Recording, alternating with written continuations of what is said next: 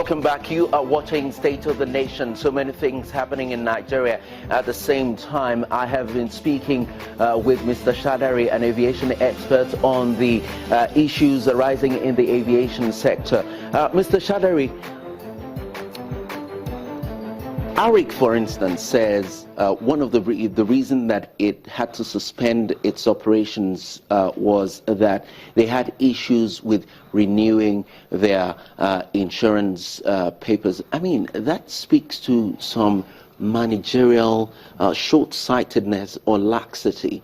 The issues we have in the aviation sector, as with many other sectors in Nigeria, do you think what we need is money or capacity? You need both, the combination of two. You need money and you need capacity.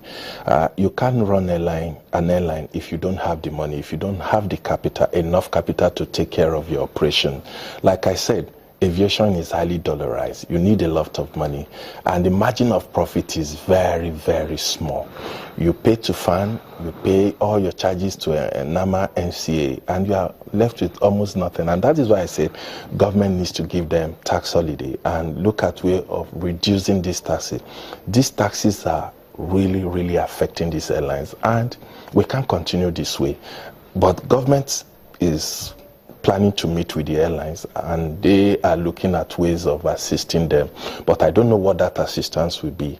I also believe that that assistance must not include another bailout, because the one that was given to them was mismanaged. Yeah, the airlines will tell you that the money didn't go to them, it went to the banks. I don't believe that. I believe that wasn't the story, because there were allegations that some of the airlines operators collected the money and diverted them into other businesses. And you also need to look at it that this money is taxpayers' money. How are we going to recover this money? How are you going to recoup this money? That one is gone. And you're asking government to give you another money. It is not done. Now, the issues bedeviling the airlines in Nigeria's aviation industry are one and the same.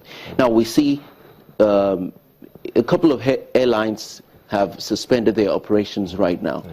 This puts passenger pressure on the other airlines. How soon before we begin to see these other airlines crack under that pressure?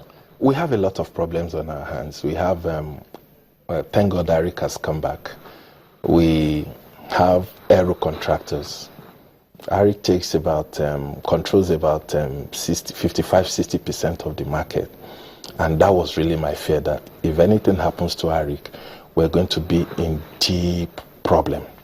And thank God that that was quickly resolved. You have Aero that was the second biggest airline after ARIC has suspended its operation, and we have another one, First Nation. Thank God what happened to First Nation was quite different from what happened to ARIC and Aero.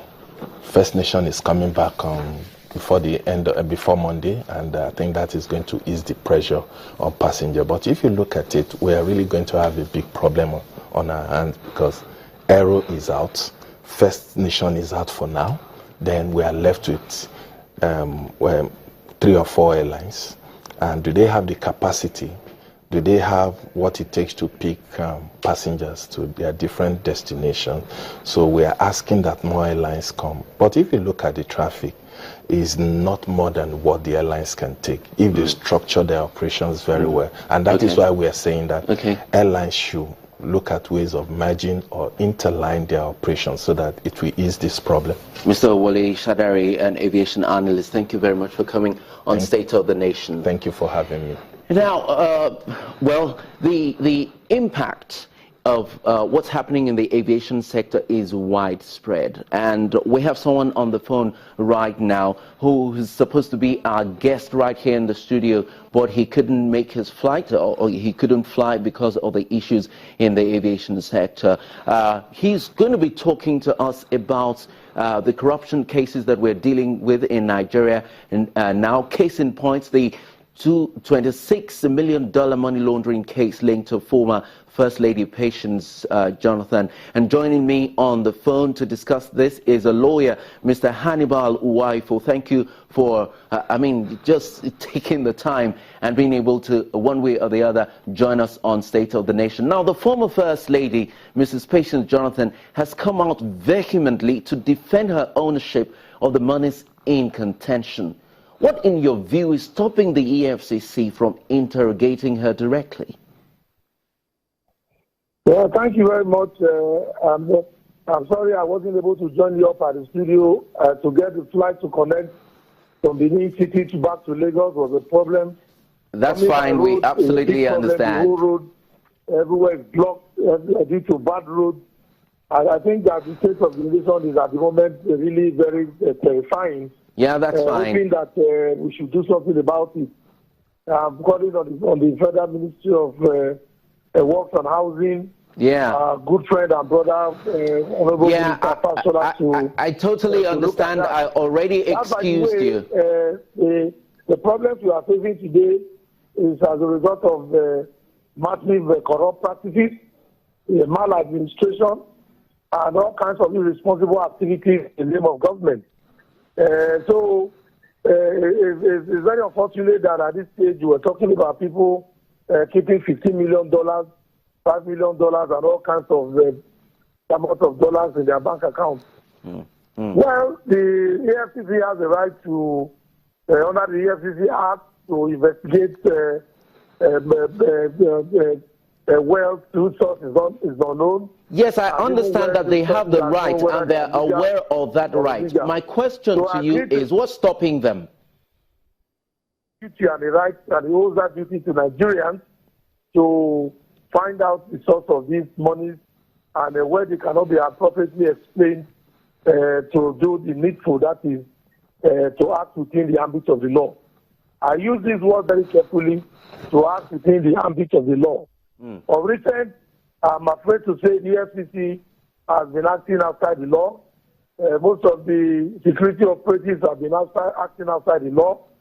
To get corruption, to kill corruption, we must confine ourselves to the law and ensure that justice is done. Therefore, if money is found in the account of the wife of the former president, Goodluck Jonathan, and she cannot explain the source of that wealth, the law must take its course. But if she has been able to explain, because for her to say, I own this money, and that means she knows the source of the money. And so this is a serious issue. The security agency, you should be able to sit down with her, the wife of the former president, accord her all the necessary respect and legal facts and safety facts that she needs, and then she is able to explain. All right. If she explains it satisfactorily, then I don't see any reason why there should be any further discussion about it. Mr. Uwaifo, let's take it a bit further. Now, most of these money laundering and fraud cases are usually done in connivance with staff of certain banks. But I'm asking, in cases like this, what level of liabilities are banks themselves exposed to, or being taken to court and prosecuted? How much exposures do these banks themselves have? Well, the problems I have with this particular case is that we are hearing about other names of other domestic servants that were working with the wife of the president before they used to open bank accounts. That's a very serious matter. And then we're also hearing about the complicity of bank officials in this thing. If you know that somebody who open an account is not the one operating it, you have to take very serious action. I think that these are some of the rot in our society, in our system. It's not only pertaining to Mrs. Jonathan, it's pertaining to so many people. We have had cases of other people who have gone to open bank accounts with the name of other persons. And at the end of the day, the persons are not operating the account. The masquerade that is operating the account. I guess we have to leave it there. Thank you so very much for one way or the other getting onto the program and sharing your thoughts with us on the corruption cases being fought in Nigeria presently. We'll take a short break. When we come back, we'll be finding out how we're doing with the fight against insurgency. After now, stay with us.